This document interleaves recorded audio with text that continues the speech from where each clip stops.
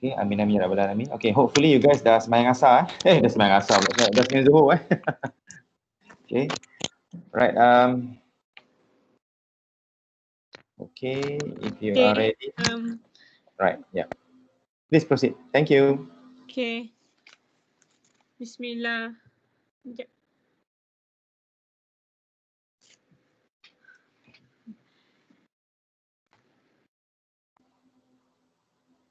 Bismillahirrahmanirrahim. Alhamdulillahirrahmanirrahim. Wassalatu wassalamu ala asyrafil anbiya'i wal mursalin wa ala alihi washabihi ajma'in. Assalamualaikum warahmatullahi to my respected doctor and fellow colleagues. Okay, today we would like to present on summary trial on behalf of TLB7. Okay, we start now lah kan. Okay, the procedure to be followed in summary trial is substantively laid down in section 173 and 174 of CP.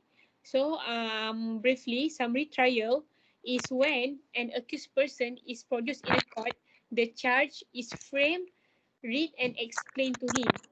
After the court satisfied, he understands the charge, the accused is asked to make plea. If the accused plead guilty, the court will first ensure that he understands the nature and consequences of the plea.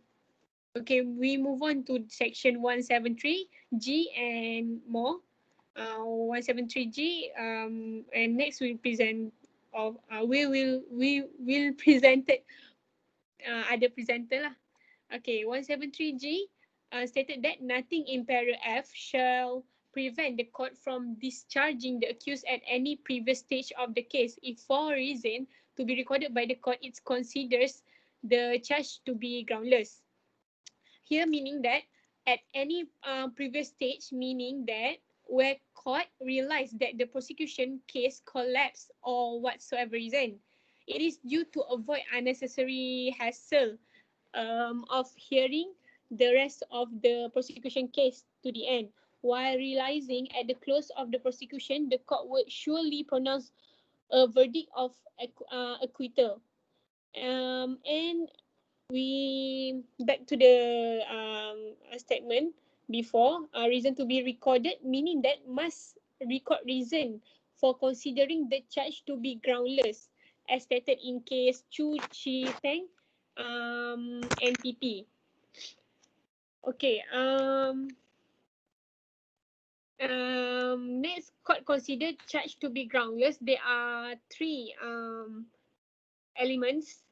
In case PP against Auseh Chun, when the charge appear to be groundless ab initio or can be found to have no good grounds. That's the first one. Second one, in the case Utia Kumar, anak lelaki Pondusami and PP, if based on evidence, actual act lead to accusation cannot be approved. When there is absence of sufficient of ground is clearly established by the evidence on the record. That's number two, absence of sufficiency of grounds.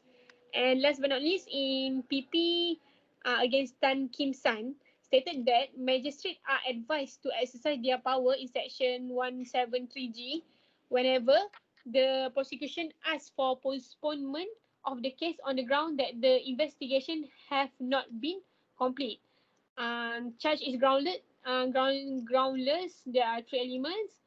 No good grounds, absence of sufficiency of ground, and the investigation have not been complete.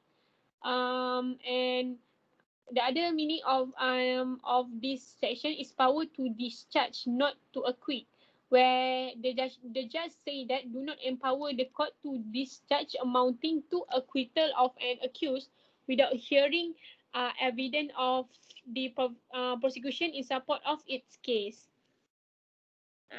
Okay, we move on to the next alphabet. Thank you.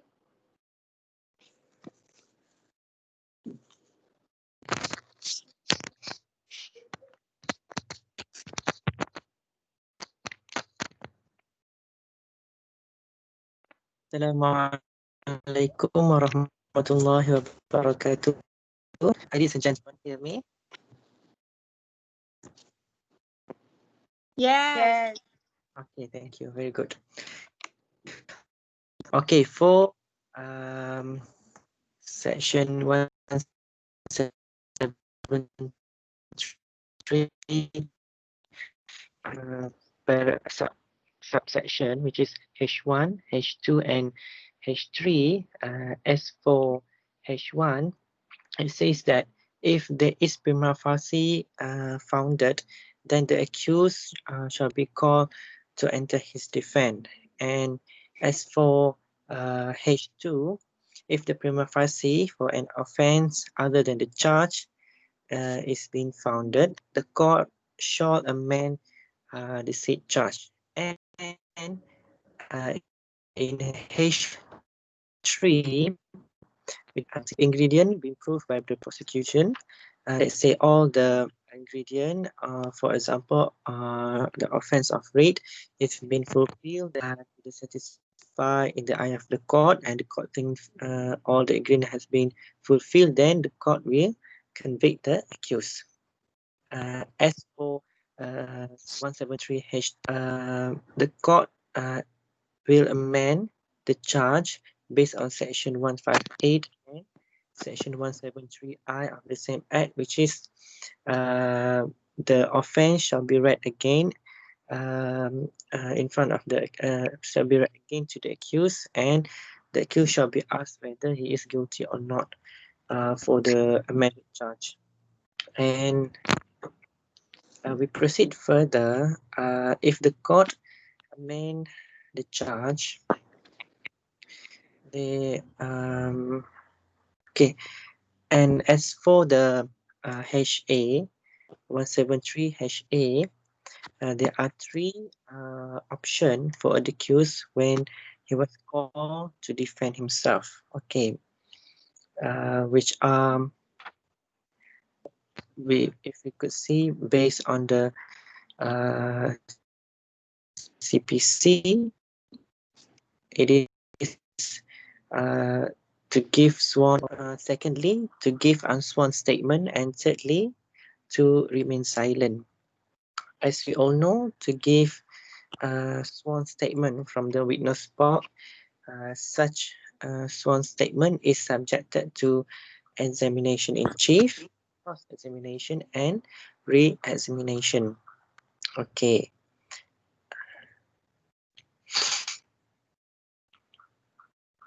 Okay, as for the case of sworn statement, it is the case of Ranggapula and another against public prosecutor.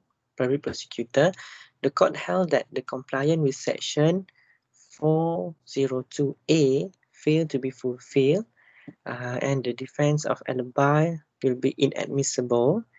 With section 402A mentioned that in order to enter the defense of alibi, the accused must make by way of notice 10 days before the commencement of the trial. And another case to be highlighted is Hussein bin Silik against public prosecutor. The accused did not give the notice of defense of alibi under section 402A. Instead, it was argued that the notice of alibi has been given during the caution statement. Okay, and the charge has been amended, and it is all argued like that. Thus, section 402A is inapplicable. However, it was held that there is no authority to support that statement of alibi in caution statement amount to notice of alibi. It needs actual notice. Okay. Okay, and section 402B, proof of written statement. There is a case of Kingsley Obidyke against public prosecutor, and section 402C, which is the written statement can be made under section 402B, provided that all the requirements under section 402C has been fulfilled. Okay, we proceed to the to give unsworn statement.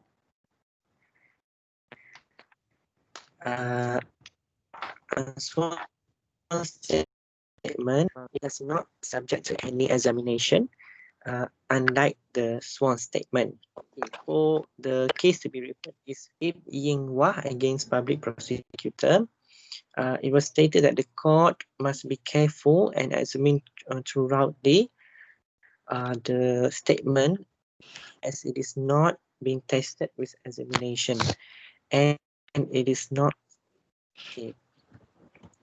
And the next cases in unsworn statement is Muhammad Saleh against public prosecutor, as there is no any examination be made. Remember, unsworn statement, there is no examination process. The unsworn statement, the court must weigh it or consider it carefully as it think fits. Okay, the court will decide whether the unsworn statement is true or not to be taken seriously or not based on its discretion. Okay, and the last one under section 2. Okay.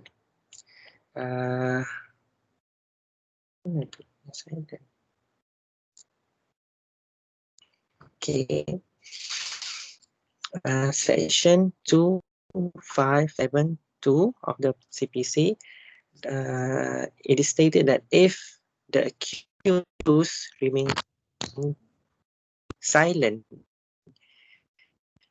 against that action of the accused of being silent as evidence to convince the court that the accused is guilty. That is, the prosecution has the legal burden to prove beyond reasonable doubt.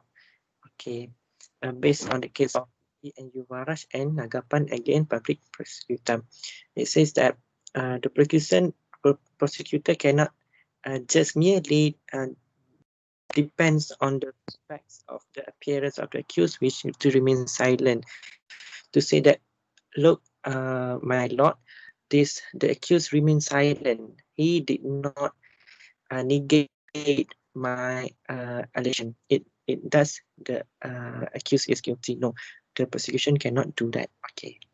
That's all for section 173H and 173HA. We proceed with section 173R with other presenter. Thank you so much. Okay. Next, we proceed with section 173, paragraph I. The essence in this section is that the amended charge shall be read to the accused person, and the accused shall be asked again whether he wants to plead guilty or continue with the trial.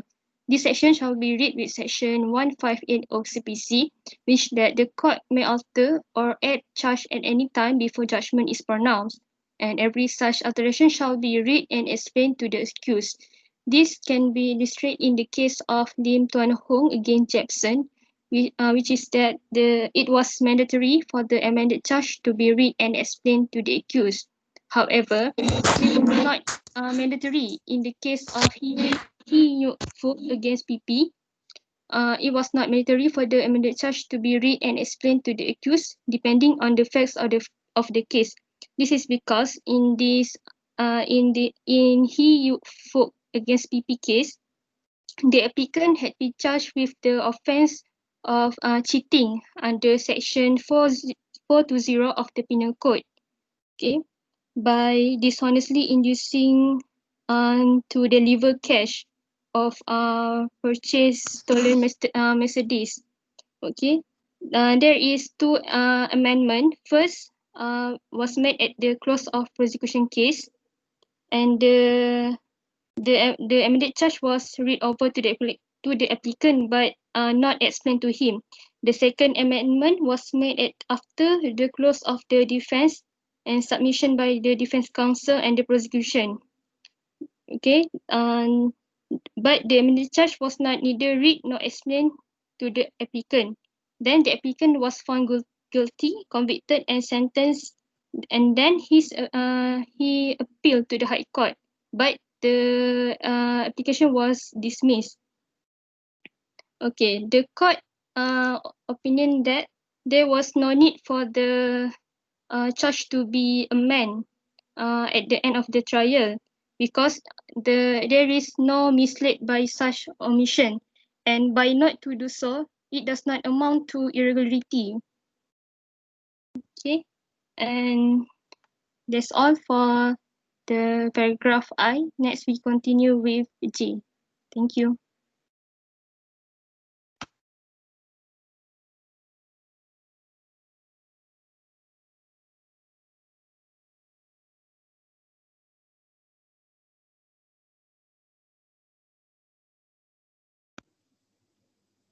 Okay, next presenter.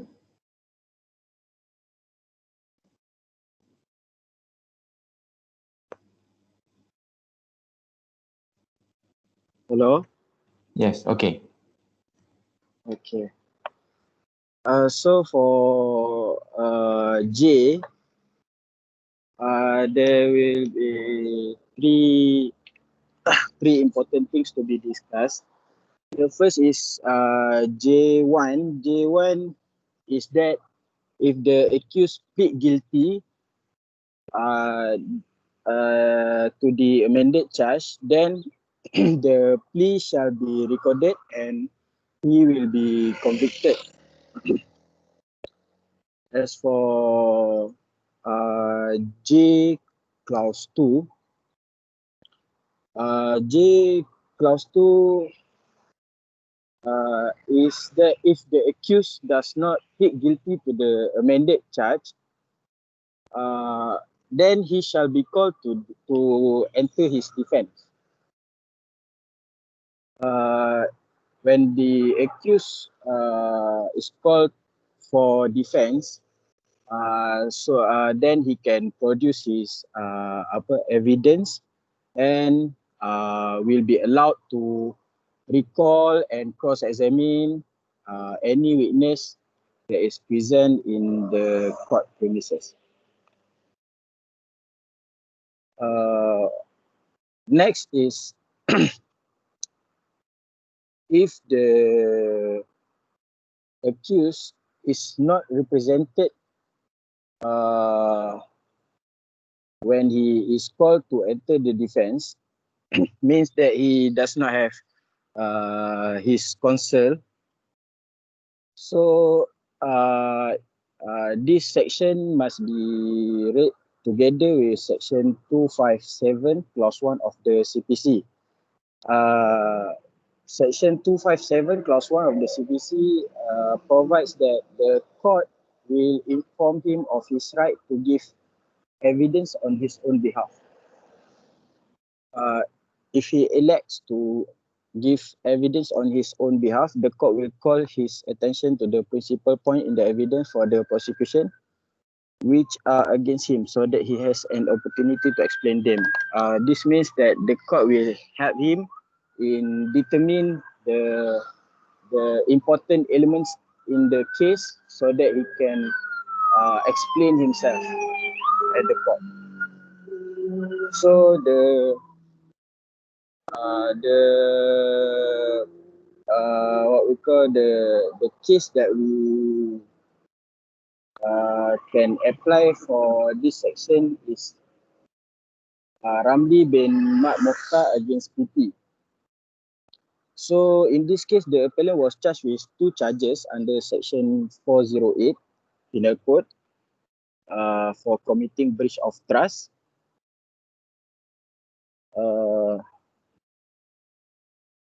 The appellant counsel contended that the appellant was unrepresented throughout the trial in the session court. On the fact the appellant chose to give a sworn statement at the trial, conducted his defense by calling 5 witnesses and also give a closing argument. So in this case, the accused has showed his intelligence in what we call determine the elements and intelligently give his defense. So the court said that although it is although the court has not invoked 257, omitted the 257, but still it is a curable one. It is a curable mistake, which means that there will be no justice that is not delivered. So that's all for J, inshallah.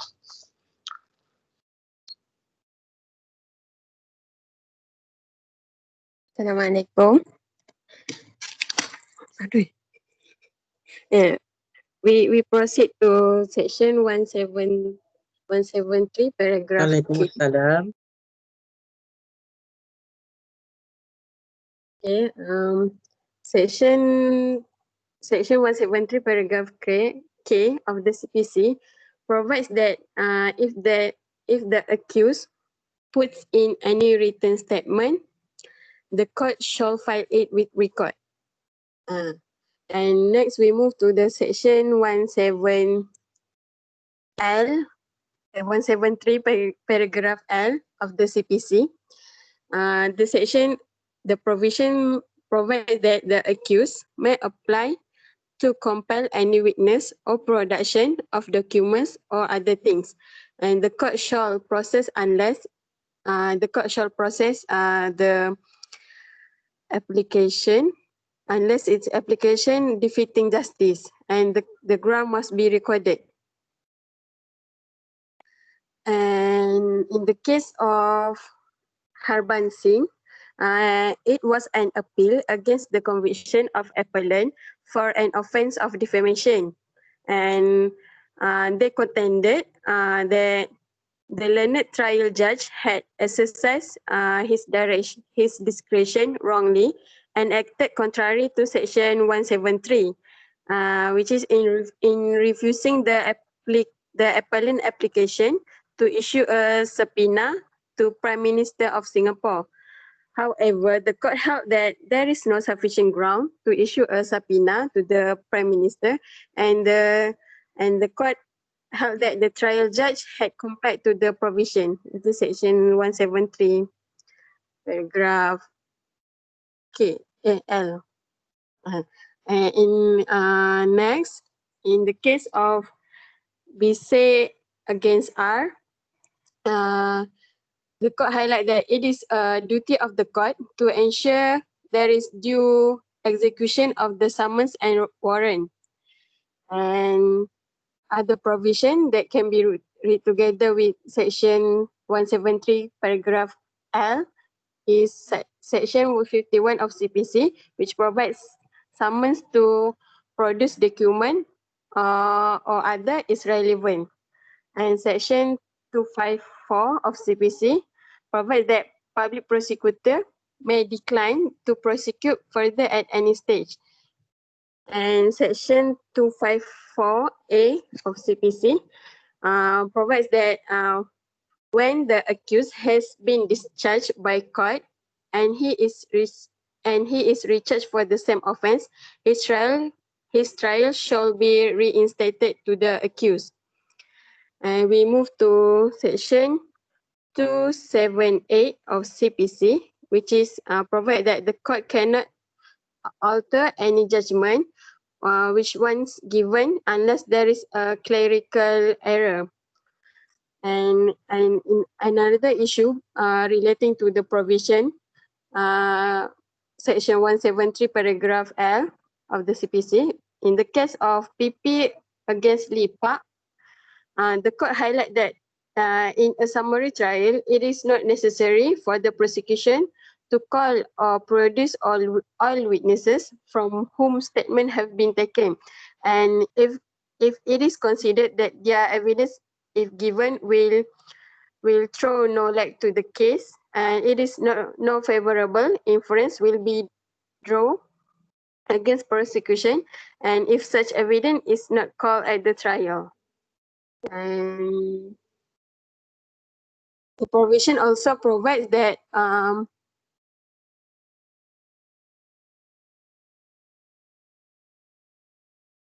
the court may, before summoning any witness, require reasonable expenses for that witness to attend trial to be deposited in court. That's all.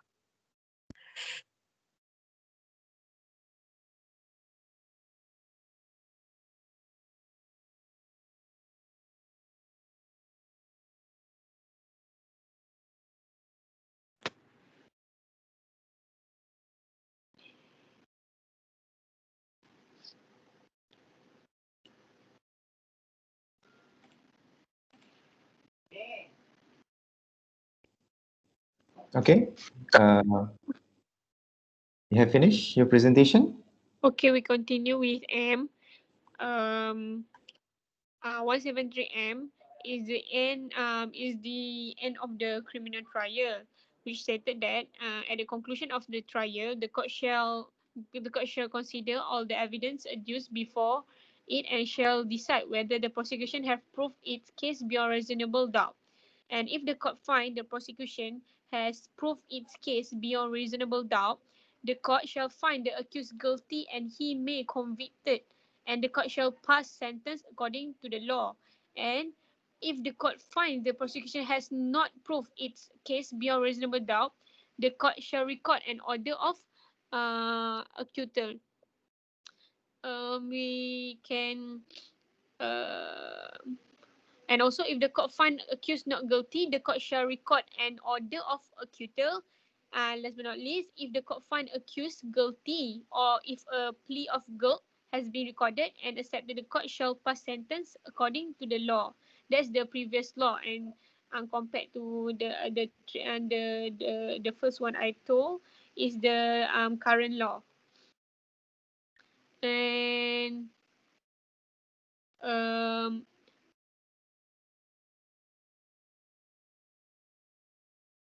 uh,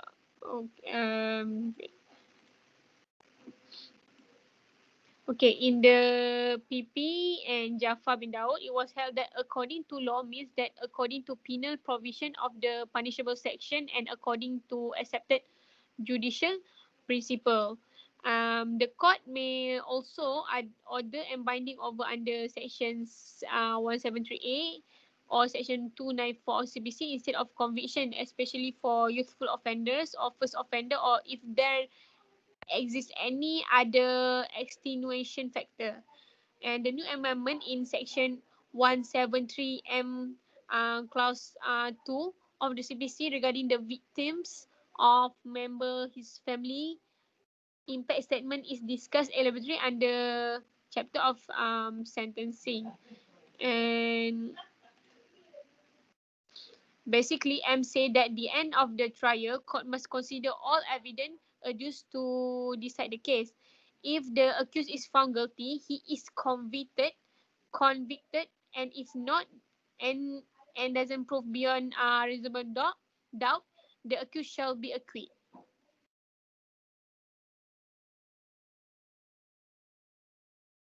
Moving on to the next alphabet.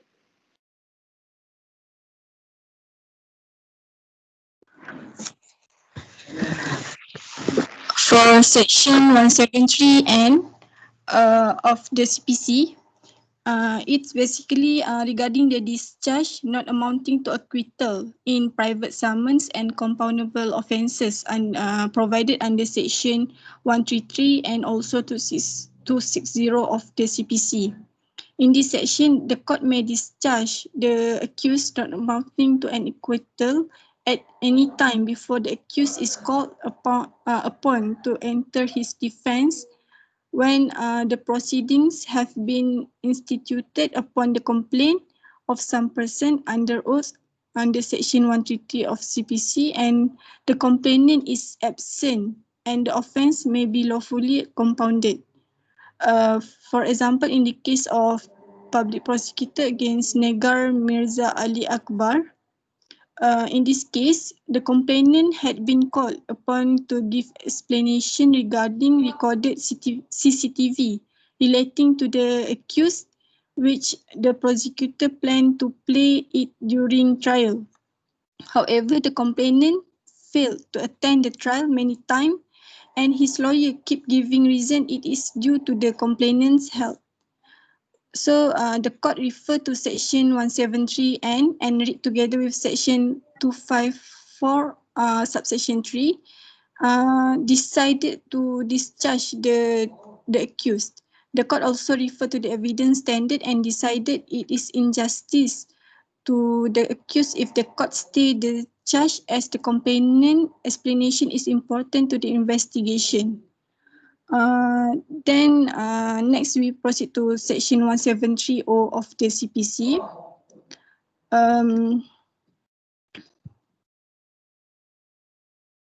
This section provides that if the accused is absent after being served a summons and there is insufficient grounds for adjournment of the case, the court may either proceed ex parte to hear and determine the complaint or adjourn the hearing to the future date. That's all.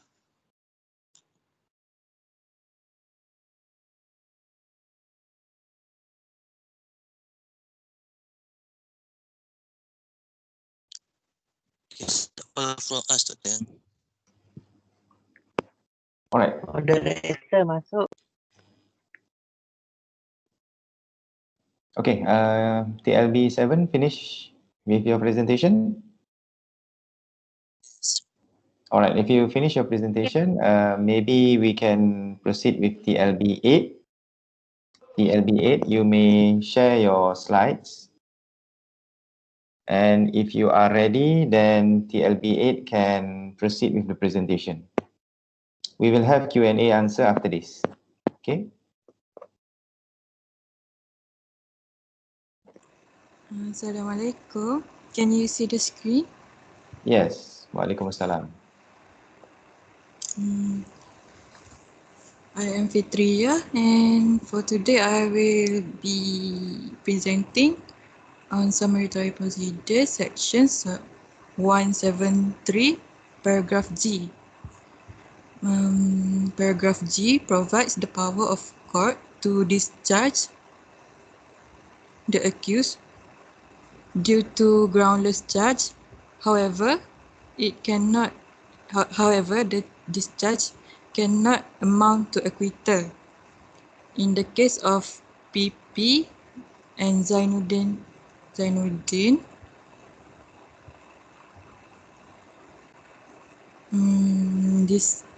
the accused was charged and then the case was postponed 12 times for 8 years, and then the magistrate ordered acquittal in favour of the accused. However, the learned DPP asked for revision and the application was turned down.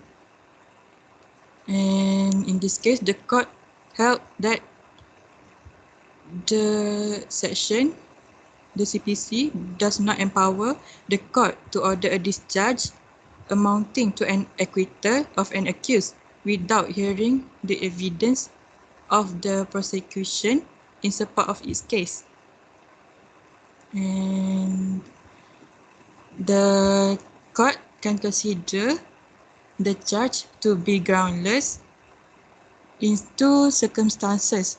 First is that the accused was charged for an offence not provided for by the law, and second, the case has incomplete investigation.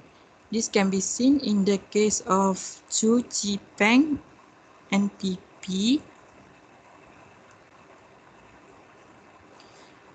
In this case, the accused was a registered medical practitioner and was charged for issuing bogus MC. And in contravention of Section 4C of the Prevention of Corruption Act 1961. And the defence counsel objected and said that the medical certificate tendered did not fall within the meaning of the section that the accused was charged. And then therefore there was no offence committed. The court in this case held that the accused was discharged not amounting to an acquittal. In the case of PP and Tan Kim San, in this case, the accused was alleged to have committed a criminal breach of trust, and the prosecuting officer applied for postponement on the ground that the investigation had not been completed. the learned magistrate postponed the trial and the case was called for revision. In this case, the court in this case held that the magistrate should not have exercised his power and discharged the accused instead of granting a postponement. The court, the, the court, the appeal court, I think, has stated that the learned magistrate should have discharged instead of postponing the case because the investigation was incomplete, and that the police should refrain from the practice of arrest first, investigate later. And that's all. Thank you.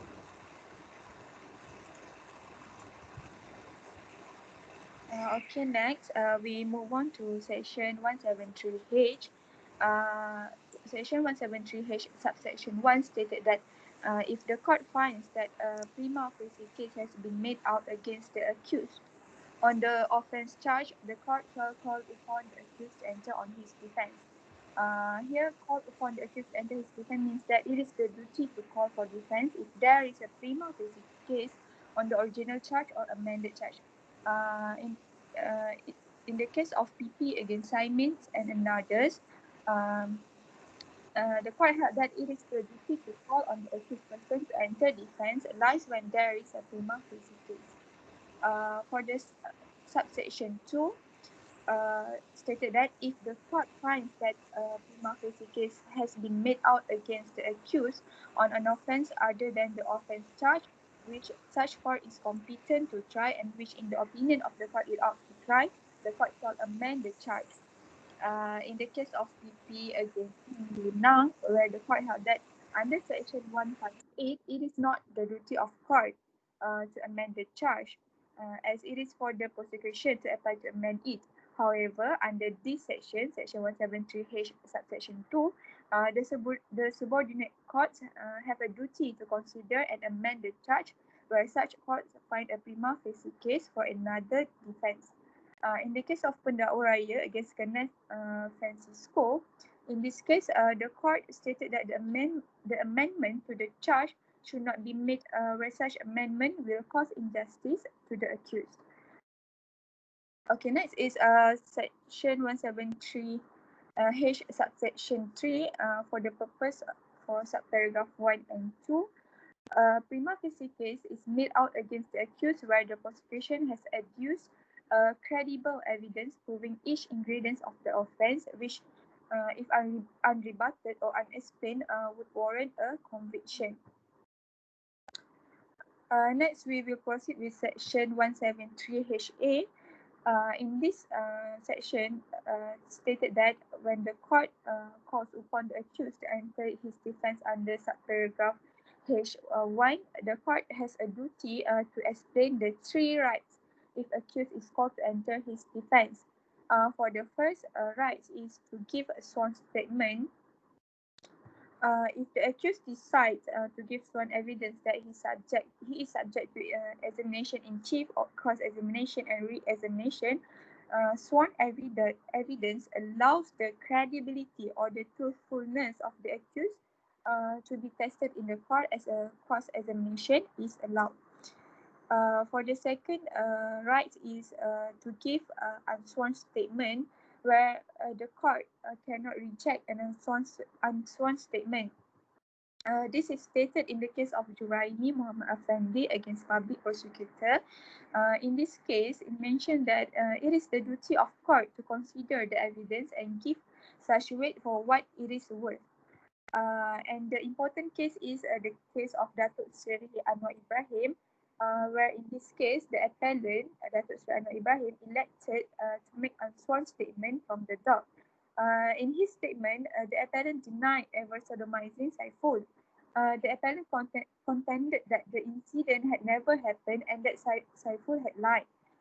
So Federal Court agreed with the Court of Appeal that the appellant has not created any reasonable doubt on the prosecution's case, and the prosecution therefore has established its case beyond reasonable doubt. So it is very important for the court to look at the weight of the unsworn statement, because the unsworn evidence has a very little weight and must be supported with other evidence. And the third duty is to remain silent. And this section, we must refer with section 257, clause 2 of the Criminal Procedure Code, where it stated that the silence shall not be made the subject of adverse criticism by the prosecution. In the case of Chin Tat Lead against public prosecutor, the accused caution statement was a mixed statement, wherein it is partly self-serving and partly inculpatory. In the circumstances, the whole statement must be considered in deciding where the truth lies. In the instant case under appeal, the brief caution statement should be considered together with the relevant evidence adduced by the prosecution on the issues, and the accused having elected not to give evidence, which he is entitled to do so. It must also be borne in mind that his failure to testify is not evidence of guilt. He is entitled to see if the prosecution can prove its case.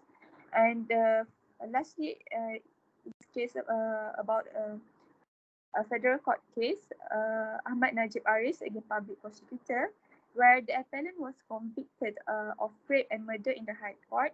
And for the offence of rape, he was sentenced with 20 years imprisonment, and for murder, he was sentenced to death. The federal court concluded on the right of remain silence, as when the appellant choose to remain silent, the court has put in a situation where it has no other choice but to convict the appellant on both charges, as the appellant had failed to rebut the evidence adduced by the prosecution's witnesses. And that's all from me. Thank you.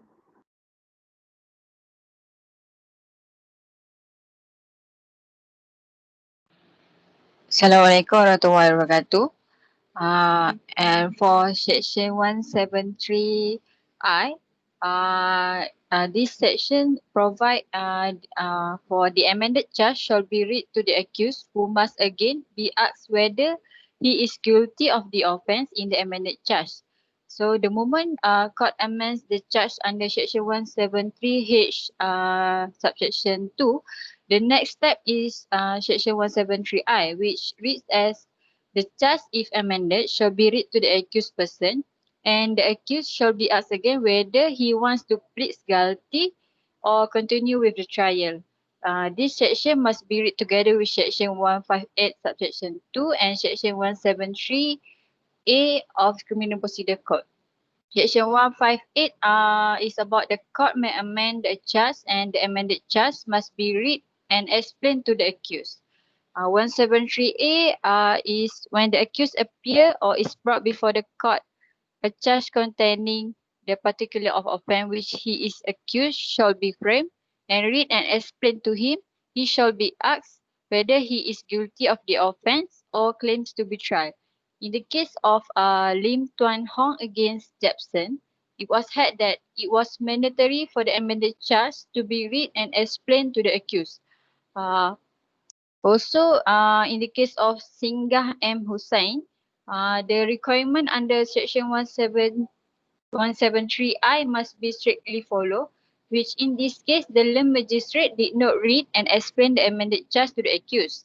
And then the appellant appealed, and it was held that the omission by the Lim magistrate to read and explain the amended charge to the appellant was an irregularity and not curable under section 422 of Criminal Procedure Code, as it was contrary to the statutory requirement. In this case, the court quashed the conviction to the accused. However, in the case of He Nyok Fu, the court held that it was not mandatory for the amended charge to be read and explained to the accused, depending on the fact of the case. In this case, if the accused plead guilty to an amended charge, evidence recorded from prosecution will be the premise on which court will record and accept a plea of guilty. If the accused plead not guilty or does not plead, the court will have to decide whether there is a prima facie case and then call for defense. That's all.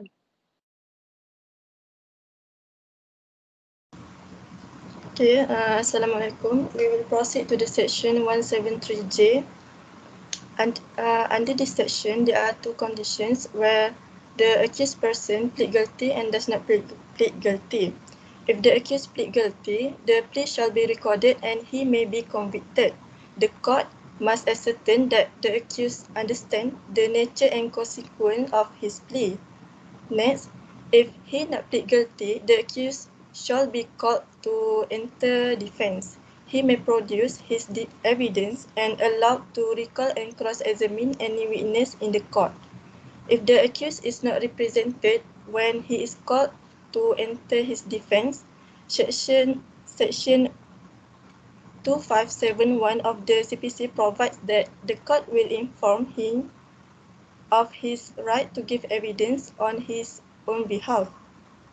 If he elects to give evidence on his own behalf, the court will call his attention to the principal points in the evidence for the prosecutions which are against him so that he has an opportunity to explain them.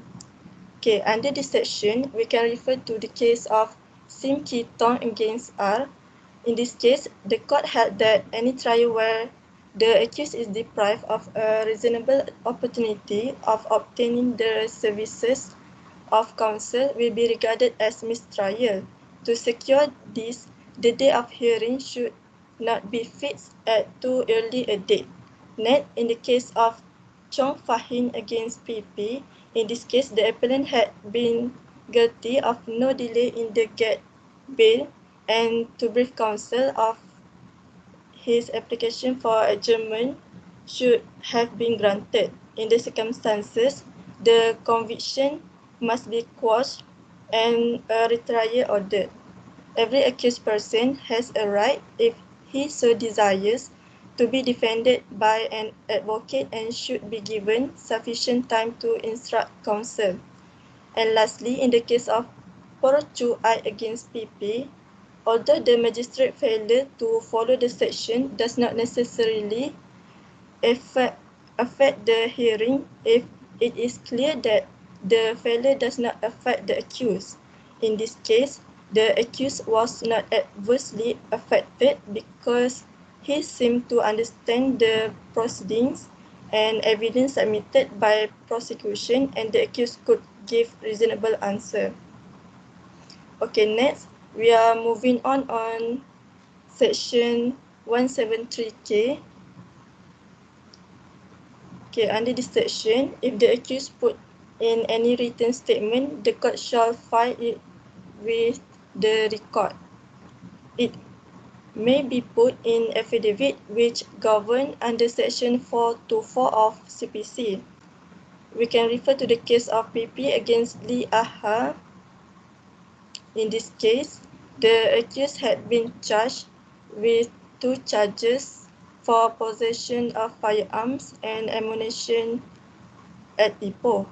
The accused elected to make a written statement from the dock and produce a prepared typewritten statement in English signed by him for that purpose. When the statement was interpreted to him, he confirmed it to be correct.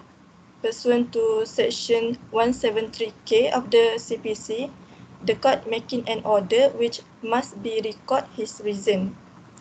Okay, that's all from me. Next. Okay, for section 173 L, the subordinate court need to compel the attendance of witnesses as a request by the accused for the purpose of examination, cross-examination, and production of document and other things. Unless it is considered that such application shall be refused on the ground that it is made for the purpose of vexation or delay or for defeating the end of justice. So such ground shall be recorded in writing. The court will normally issue subpoenas to secure attendance for the defense. The disobedience to subpoena is punishable under section 174 of Penal Code. And in the case of Citarama Roa, and government of Mysore, uh, it was held that failure or refusal to subpoena the witnesses so intended to be called by the defense will lead to bad conviction. So the court may, before summoning any witness on such application, require that his reasonable expense incurred in attending for the purpose of the trial to be deposit in the court. And for section 173M, at the conclusion of the trial, the court shall consider all the evidence adduced before it, and the court shall decide whether the prosecution has proved its case beyond reasonable doubt. Um, if the court find that the prosecution had proved its case beyond reasonable doubt, the court shall find the accused guilty, and the accused may be convicted on it. Uh, and then the court shall pass the sentence according to the law. Um, However, if the court find that the prosecution has not proved its case beyond reasonable doubt, the court shall record an order of acquittal. Okay. So in the case of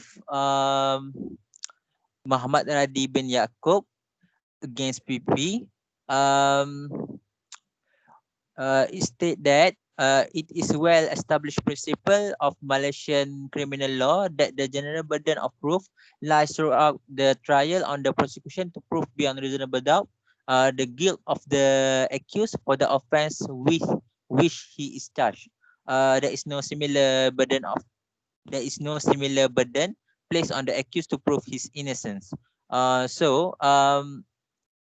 The accused is presumed innocent until proven guilty, and to earn an acquittal, his duty is merely to cast a reasonable doubt in the prosecution case.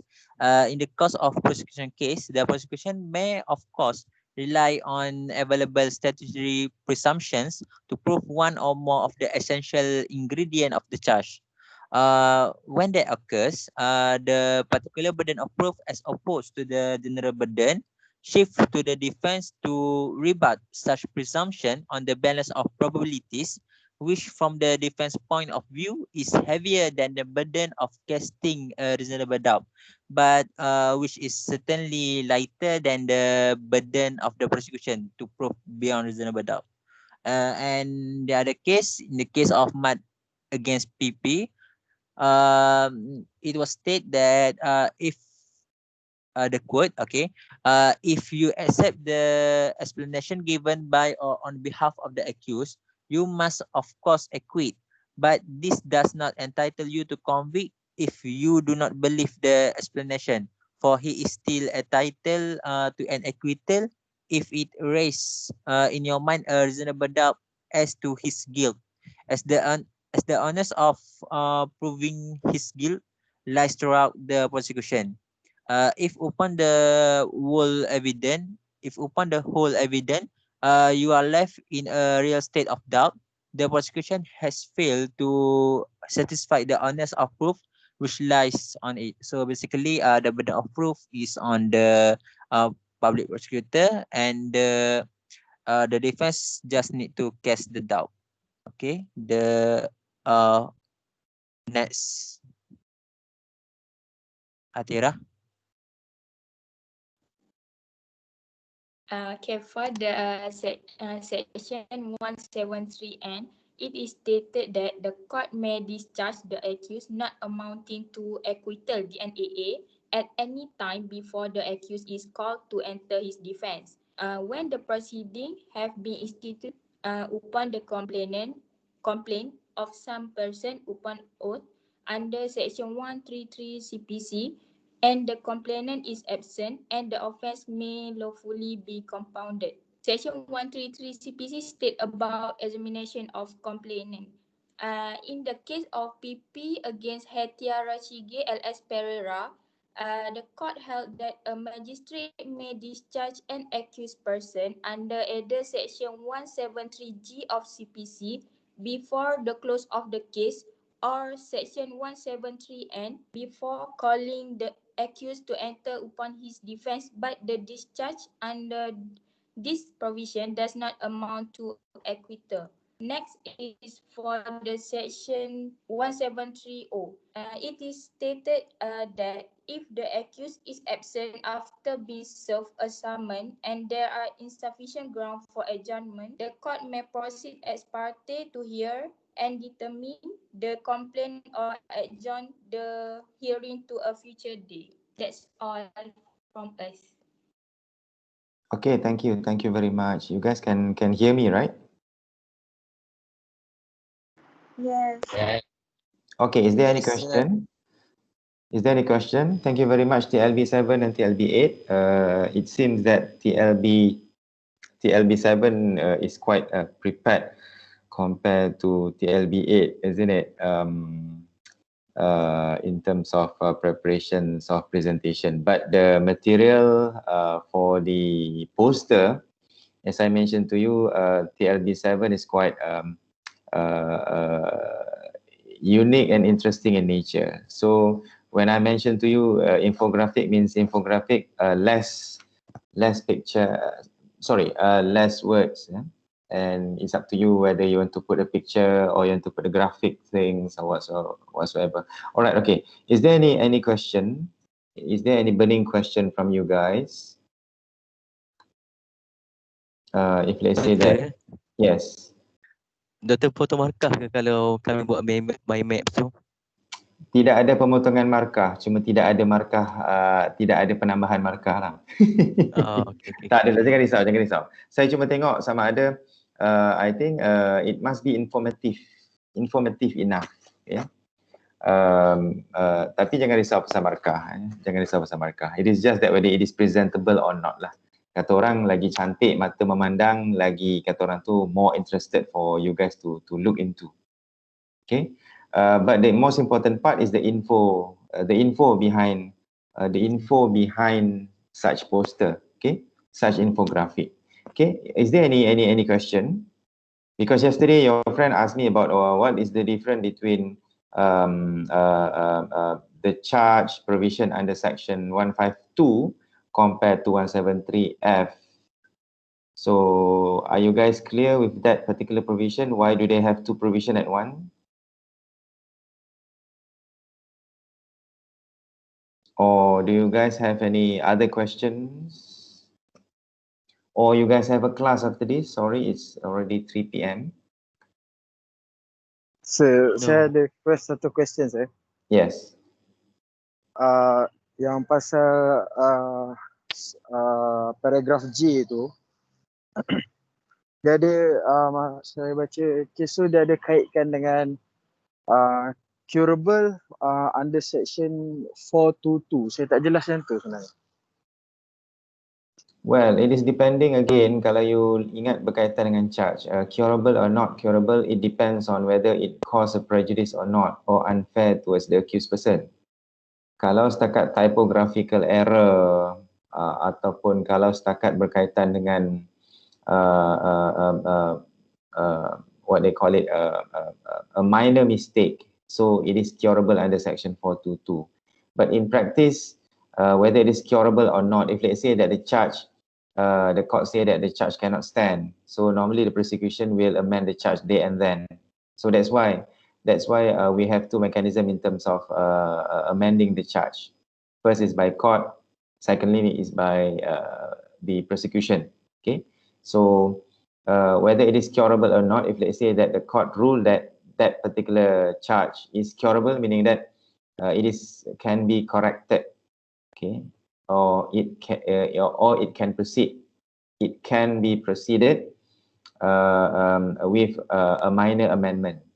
So curable 422 meaning that whether it can be corrected lah. Okay. Is it okay, Hadri? Okay, sir. Okay. All right. Okay. Any other question? So far, okay. Doktor boleh terangkan balik yang doktor cakap tadi yang section 152 yang pasal charge tu. Okay, yesterday, your friend, I'm not sure whether from TLB5 or TLB6, I think they asked me about why do we need to have two provision? One is under section 152 and 158, and one is under section 173F, okay, regarding the amendment of charge, okay? Why there must be two kind of provision when it comes to the powers of the court to amend the charge, okay? So what would be the answer? Anybody? Kita bagi Is kemahiran. it Yep. is it because the sections apply into the different courts, the subordinate court and the high court? All right. Okay, that is the answer from Faiz. Anybody else who would like to try? Faiz say that because it is applicable in different court. Okay. What do you mean different court, Faiz? Which of which? From that what I remember, I didn't have my revision note right now. 173 is applied on the subordinate court, I think. Okay. Right. Okay. So okay, Faiz mentioned the point raised by Faiz, the differences because of the different jurisdiction of the court, different court level. Okay, ada yang nak tambah? Sorry, we have extra extra time. No, we didn't have class after this. All right. Okay. Okay. So anybody else would like to add? If you're referring to section 152 onwards, okay, and if you are referring cross-refer with section 173, what can you see?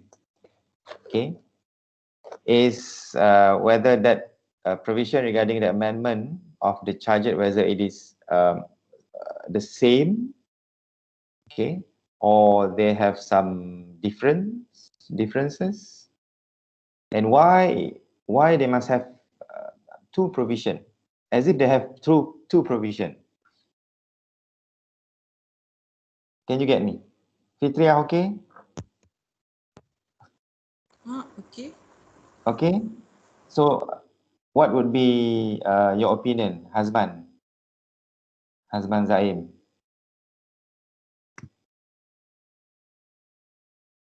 Are you guys with me?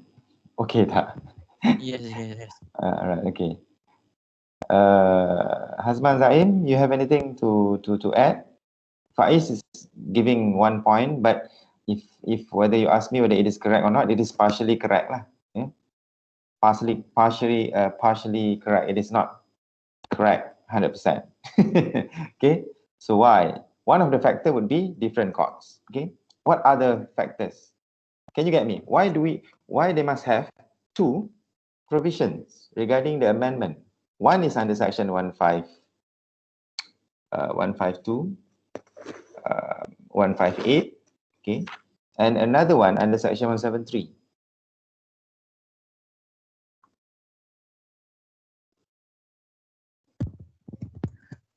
No, I didn't know the answer, Doctor. One is because it is a different court, of course, because 173 focuses more towards the subordinate court. Subordinate court meaning that the session court and also the magistrate court, okay? But for provision under section 158, it is more towards all courts. Can the Court of Appeal amend the charge?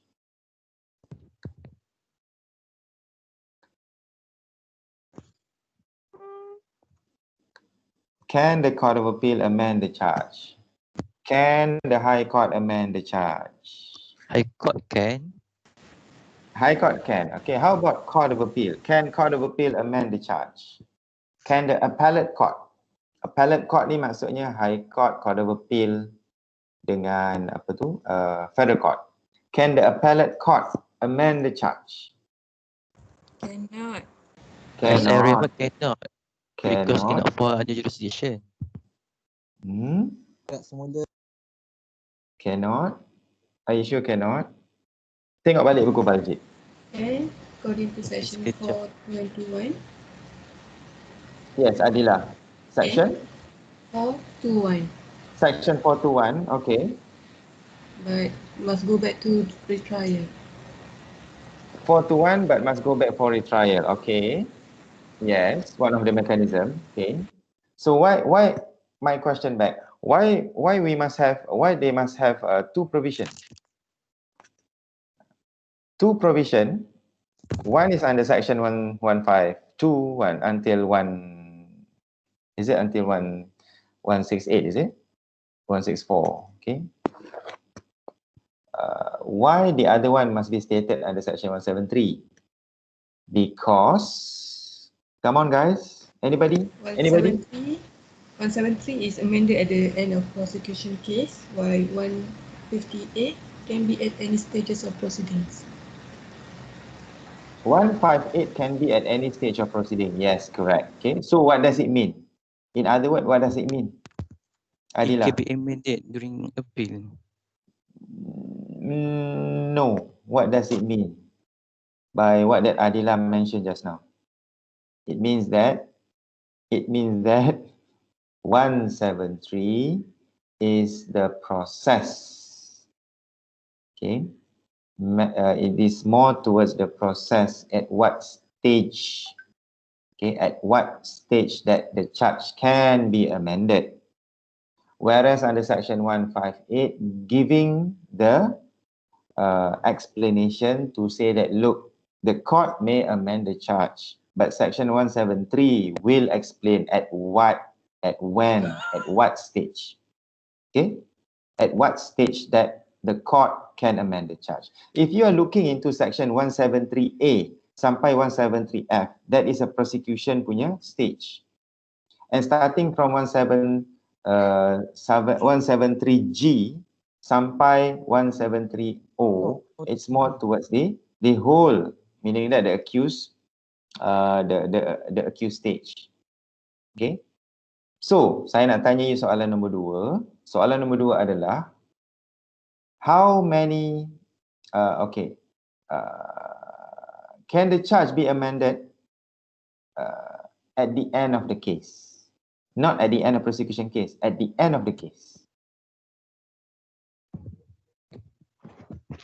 Can the charge be amended at the end of the case? And if the charge being amended at the end of the case, must there be any retrial, or the court can convict and sentence the accused? Based on section 158, it just stated that the charge may be amended before judgment has been given. Okay. Is there any explanation under section 173? At 158. Yes. Is there any explanation under section 173? 73, yes. Yes. 173 berapa? Jap. Saya nak refer balik nota. Okay. Alright. Macam mana yang lain-lain? Ada nak bantu Faiz? Kesian dia seorang-seorang ni. Ke sebenarnya dia tidak berseorangan, yang lain-lain sedang menyelak-nyelak buku juga. Yang saya jumpa dalam nota saya, tadi dalam section 173, dia just state section 158 dengan kisah lamah against public prosecutor. Okay, kes salamah versus public prosecutor kata boleh ke tak boleh at the end of prosecution case? At the end of the case. Dia just state based on section 158, asal tak buat judgment je. Wait for the judgment. Okay, alright. Okay, which mean boleh dipinda at the end of the case. Okay, so all in all, kalau you tengok daripada section 173A sampai 173O, how many times that the charge can be amended?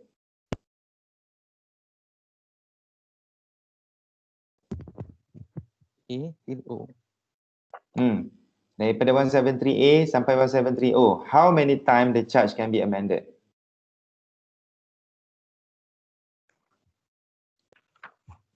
Tak banyak terlintas.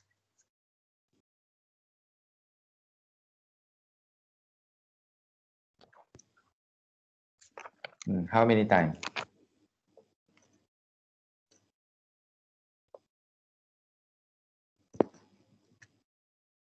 Anytime. Anytime. Anytime. Anytime. Have three situation, which is before judgment, at the end of the prosecution case, and at the end of the case if the right of the accused is not affected. Anytime. Okay. Anytime. My answer, my question is how many time, and your answer is anytime. Okay. Okay. How many time? Thank you, Shakira. How many time actually? If you read carefully during the prosecution stage, the charge can be amended twice. If you read carefully under section 173A until 173F, the charge can be amended twice. Okay. And can the charge be amended during the defense case?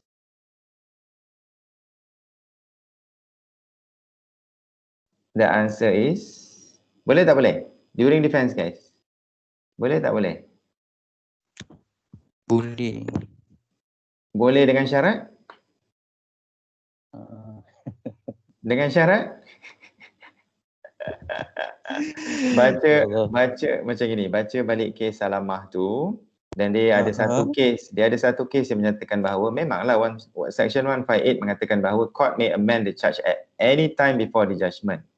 Tetapi the charge tidak boleh dipinda semasa kes pembelaan, meaning that during the defense case the charge cannot be amended kecuali after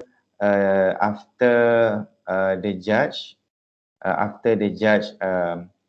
hear the evidence, all evidence from the defense, meaning that defense kan akan elect, akan buat selection of 3 of his rights, whether to remain silent ataupun whether to give statement on the dock, ataupun whether to give statement under oath. Okay, kalau misal kata dia bagi statement under oath, you cannot amend the charge up until the accused person finish calling all of his witnesses. Okay, after the accused person call all of his witnesses, meaning that the court kena dengar semua witness dia dulu, barulah at the end of the day, before dia buat keputusan to convict dan juga to sentence, maka dia kena pertimbangkan sama ada untuk pinda ataupun tidak pertuduhan tersebut. Okay, tapi kalau during stage of prosecution, dia boleh pinda 2 kali. Bila masa pula boleh pinda 2 kali ni doktor? Saya tak nampak pun, saya nampak sekali je dekat subsection F kan. Cuba you tengok balik pada masa OKT ataupun accused person didakwa di mahkamah. When the first time the charge being read upon the accused person, okay, then timbul isu berkaitan what happened kalau charge tersebut defective, whether it is curable or not under section 422. Okay, dan kalau misal kata dia curable under section 422, then amendment can take place. Okay, can take place even before the prosecution start with their case. Okay, itu yang pertama. Yang kedua adalah at the end of prosecution case, before prima facie case, then the court boleh amend the charge based on the evidence adduced by the prosecution case. So itu dah 2 kali pada masa case prosecution. Kali ketiga adalah, katalah ada prima facie case and the court call accused person to enter into his defense, and the accused person panggil saksi dia. Semua saksi-saksi accused person panggil, okay, termasuklah diri dia sendiri. So the charge can be amended at the end of the defense case, before the court buat keputusan ada ataupun tidak BRD ataupun beyond reasonable doubt. Okay, boleh? Bunyi apa tu? Bunyi ayam doktor. Boleh doktor. Oi, rindu kawasan kampung ni. Okay, alright. Okay, so kalau you dapat lihat, that is actually maksudnya 3 kali charge itu boleh dipinda. Okay, 2 kali pada masa prosecution, sekali pada masa defense case. But all in all, the charge can be amended before the judge pass the sentence. Okay, boleh? Boleh doktor. Alright, okay. Tak apa, nanti baca balik. Sebab itu saya katakan bahawa 173 is very important for you to look into the stages. These are the stages. Sebab tu saya minta you all dalam tutorial ni untuk present infographic. When you prepare the infographic, you understand the whole structure and the whole process and the steps taken, okay, by the prosecution and also by the accused person, so that you will understand, okay. Nanti practical, pada masa you nak lihat macam mana 173 come into picture, you ada rezeki nanti you akan buat attachment ataupun apa ni, you akan buat internship, okay. Dan nanti you boleh lihat kalau misalnya kata you involved dengan criminal cases lah, which is very hard lah, sebab normally the whole process akan memakan masa at least 3 months. Kalau nasib dan rezeki you baik, then the whole process you can be seen within a month lah, kalau mahkamah putuskan sedemikian rupa. Alright? Okay, but this is going to be a bread and butter. If let's say that you wish to, kalau ada rezeki, okay, you call to the bar, you buat chambering, you nak jadi lawyer dan you nak jadi criminal lawyer, 173 is very important because everything you are going to start your trial at the subordinate court first, and you need to know because there will be some salient issues. At what stage the charge can be amended? Itu persoalan satu. Adakah court boleh pindah pertuduhan tersebut? Soalan nombor 2. Okay. Adakah accused person, bolehkah prosecution recall witnesses dia pada masa case defense? Wow, okay. Ataupun boleh atau tidak accused person memanggil saksi prosecution pada masa case defense. Okay. So lepas tu ada berkaitan dengan what happen if later on prosecution get a new evidence during the defense case. Okay, can the court ask for a retrial? In what kind of circumstances that retrial order can be made? Okay, so these are the question, the salient issues yang mana dia ada dibincangkan dalam buku Baljit Singh, the salient issues pertaining to summary trial, in which hari Jumaat ni kita akan masuk berkaitan dengan isu witnesses. Bila kita kata witnesses, it is more towards evidence. Tapi saya tak akan masuk isu berkaitan 114G sebab itu you all dah belajar. Macam mana keterangan-keterangan yang berkaitan dengan what is admissibility evidence, what evidence can be admitted, what evidence that cannot be admitted, primary evidence, secondary evidence, itu saya tak akan bincangkan. Yang mana berkaitan dengan CPC adalah for example, what will be the whether the witnesses can be recalled, for example. Okay, what will be the process for witnesses in court? Okay, itu kita akan bincangkan. Right? Ada soalan lain? Tak ada. Tak ada? Semua okey? Okey, doktor. Okey, Fitria kata okey. Hazman Zaim okey ke? Okey doktor. Okey doktor. Alright. Syakira okey? Okey. Okey, Riazuddin okey?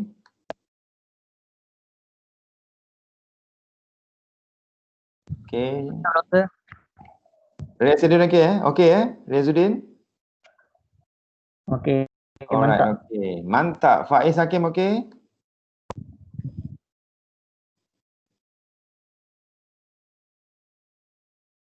Faiz Hakim? Dia cari ayam dia doktor. Okey, cari ayam dia. Okey. Syahir okey? Dah. Ya, baik, Rias. Ya? Hadri okey? Okey, sir, okey. Okay, you all duduk satu bilik ke apa ni? Riuh semacam tu. By the way, you all akan balik campus ke? Is there, saya pun tak tahu whether you are going to coming back into campus or not. Ataupun kan, adakah you all akan balik ke campus? Balik ke pangkuan FSU? Setakat ni kalau ikut arahan kami kemungkinan akan balik. Paling awal bulan 1 doktor. Okay, bulan 1. Okay, so itu sebab saya katakan kemungkinan besar CPC punya final exam adalah face to face. Okay, final exam untuk CPC adalah face to face. sebab berikutan dengan apa ni LPQB punya ruling, because LPQB will be here, will be visiting FSU in early January, early bulan 1. Okay, so nanti kalau you all terpilih untuk ditemu ramah oleh LPQB, jangan lupa promote lah habis-habisan FSU ni. This is our last straw lah actually ya. Perjuangan kita untuk memastikan you all akan dapat diterima masuk sebagai program cara dan program bela tanpa mengambil CLP. Okay. Alright, okay. I think saya minta maaf lah tak dapat nak panggil mana-mana nama-nama yang lain, tapi tak bermakna saya cuma saya risau kalau you all tak faham. This is very important. Masuk tak masuk exam 173 adalah popular question. Masuk tak masuk exam 173 ni adalah popular question. Okay, so I hope that you guys can focus. Nanti saya akan bagi tarikh untuk you all edit semula you punya infografik untuk you all submit. Okay, untuk you all hantar. Both infografik ni will carry 15 marks. 15 ke 30 marks? Saya pun lupa dah. 15 ke 30 marks? 15 kan? Half. Alright, 15 marks F 15, G sampai 15. Doktor cakap macam tu hari tu. Yeah. Presentation info yang pertama 15 markah, yang kedua 15 markah. 30, 60, 40. Okey, macam gini, infografik ni ada kesilapan sikit. Infografik ni untuk 173, the whole A sampai O adalah 15 marks. Sebab you all akan ada satu lagi assignment, written assignment. Written assignment on the sentencing. So itu 15 markah. Sebab apa, kita nak selaraskan dengan grup Datuk Rosli. Okay. So tak apalah, bila you all dah siap ni, dah siap satu, dan nanti kita akan release soalan untuk assignment sentencing. Assignment untuk sentencing tu adalah individual assignment. Okay, which is not more than 5 pages. Okay, not more than 5 pages. Okay, so jangan risau, boleh sementara berada di kampung tu relax dulu, ambil udara-udara nyaman. Okay, tapi jenguk-jenguk jugalah ya peruntukan-peruntukan ataupun provision ada di CPC kalau you all free. Okay, just familiarize based on infographic tu. Okay. Kalau tidak ada apa-apa, ada apa-apa soalan lagi? Tak ada, alright. Okay, thank you very much. Saya mohon maaf ya, ambil masa you all extra dekat 26 minit. Okay. Doktor nak tanya. Ya. Untuk infografik tu kan, apa maksud doktor not well prepared? Macam mana nak informative enough, kena ada apa? Kalau you all refer dekat saya punya Twitter, saya ada like ataupun retweet something about how to make a presentation presentable. Okay. I don't expect you to do benda yang bombastic, tetapi something yang bila kita kata infographic, it must be less words, more pictures atau more graphic. Okay. TLB7 punya tadi okay, should be okay. TLB8 ni saya nampak macam bukan infografik, tapi dia lebih kepada macam mana nak kata, dia lebih kepada table. You doing it on table basis kan, table tu. So furthermore yang macam kurang bersedia tu saya nampak macam in terms of you all punya presentation lah. Maybe I'm not sure whether, maybe saya rasa you all faham case tu, tapi in terms of how to present kot, mungkin ada jumble upwards kat situ ke kan. Sebab kalau saya nak kata you all tak prepare pun unfair juga, sebab saya rasa you all dah prepare lama dah. It is just that mungkin when it comes to you want to relate that particular section dengan case tu. Sebab it is very important guys, TLB7, TLB8, it is very important for you guys when you answer the question, you must be able to answer the question by first putting the section and then relate the section with the case law. Okay, relate the section with the case law and then make up your own summary. Okay, make up your own summary. Okay, by making up your own summary, then meaning that you can understand. Okay, same goes kalau nanti you ada rezeki you chambering kan, your master akan bagi tahu you what particular section regarding amendment of charge. Boleh tak amend charge during at the end of defense case? Okay, then you must be able to answer based on section. Okay, then what case law?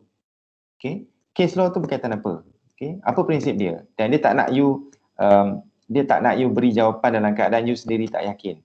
Okay, so sebab itu this is actually the avenue for you to practice in terms of your knowledge, in terms of how you express your knowledge for that particular topic. Okay, but it's okay sebab pada saya in terms of infographic it depends on your creativity and it depends on your pattern lah.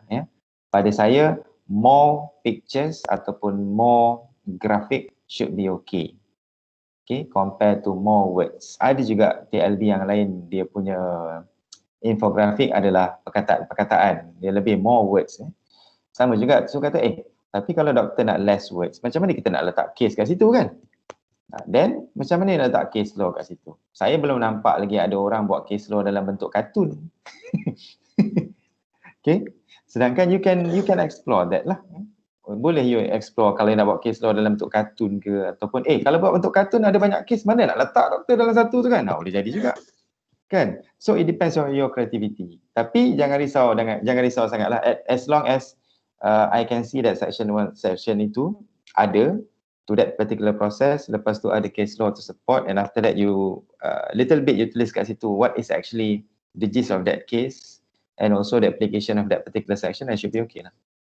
Okay, jangan risau-risau sampai tak boleh tidur, should be okay, alhamdulillah. Okay, boleh doktor.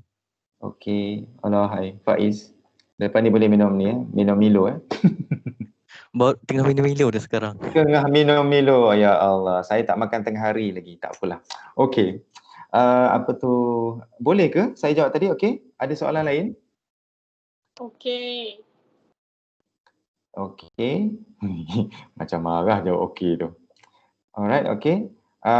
InsyaAllah panjang umur rezeki, kita akan jumpa bulan 1. Alright. Tapi it's very important, sebab tu saya tanya setiap orang, sebab saya nak you all betul-betul faham.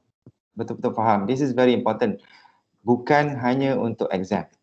Bukan hanya untuk exam. Even lawyer yang dah berpuluh tahun pun berada di court, dia orang pun tak faham keseluruhan, ada yang tak faham berkaitan section-section dalam section 173. You will be surprised. Okay. So that's why it's very important for you guys to know the stage. Okay. So Khamis ni kita akan bincang tentang witnesses. Witnesses. Okay. So kalau tak ada apa-apa soalan, betul tak ada soalan? Kalau tak ada soalan, terima kasih dan semoga kita berjumpa pada hari Jumaat ni. Stay safe and please take care. Alright? Okay. Assalamualaikum. Salam. Thank you, doktor. Okay. Alright. Thank you.